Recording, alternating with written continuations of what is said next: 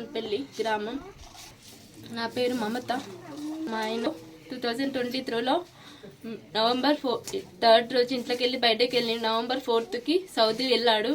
అక్కడ డ్రైవర్ ఫీల్డ్లో వెళ్ళాడు. మూడు నెలల తర్వాత విజిట్ వీసా మీద వెళ్ళాడు. 3 నెలల తర్వాత యాక్సిడెంట్ కేసు అయింది. అక్కడ సౌదీ వాళ్ళు చనిపోయిండ్రు. భార్యాభర్తలు ఇద్దరు చనిపోయిండ్రు. వాళ్ళ పిల్లలకి ఆర్థికంగా 3 లక్షలు, అక్కడ కరెన్సీ 3,30,000. ఇక్కడ మన ఇండియన్ కరెన్సీ 84 లక్షలు. మాకు అంత స్తోమత లేదు. నేను ఫిజికల్ హ్యాండిక్యాప్. నాకు ఒక చిన్న బాబు ఉన్నాడు. యాక్సిడెంట్ అయినప్పుడు అక్కడ అందులో డాక్టర్ కూడా ఉన్నాడు. డాక్టర్ ఏం చెప్పలేకపోయిండు. రిటర్న్ హాస్పిటల్కి వెళ్తే ఆయనను అడిగితే కూడా ఎస్కేప్ అయిండు డాక్టర్ కూడా.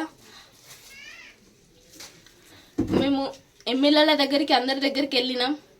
బండి సంజయ్ అన్న దగ్గరికి, అరవింద్ అన్న దగ్గరికి. అయితే ఫైల్ తీసుకొని బయట పడేసి ఏమైందిరా అని వ్యతిరేకంగా మాట్లాడిండు. తీర్మాన్ మల్లన్న దగ్గర కూడా వెళ్ళినాం. ఎక్కడికి పోయినా మళ్ళీ చేస్తాము అంటున్నాను. 1 మంత్ తర్వాత ఫోన్ చేస్తాం అన్నాడు. ఎవరి దగ్గర గురించి రెస్పాన్స్ ఇవ్వాలి. మన 84 లక్షలు ఎక్కడి నుంచి తేరాలి అని మా ఆయనని ఇండియాకి తీసుకురావాలి దాతలు అని నేను దండం పెడుతున్నాను. మేము ప్రజావానికి వెళ్తే మాకు ఒక రిపోర్ట్ వచ్చినాక సెక్రటేరియట్ కూడా వెళ్ళినాం. అక్కడ సీఎం సార్ లేడు. వాళ్ళ పిఏకి ఇచ్చినాం లెటర్.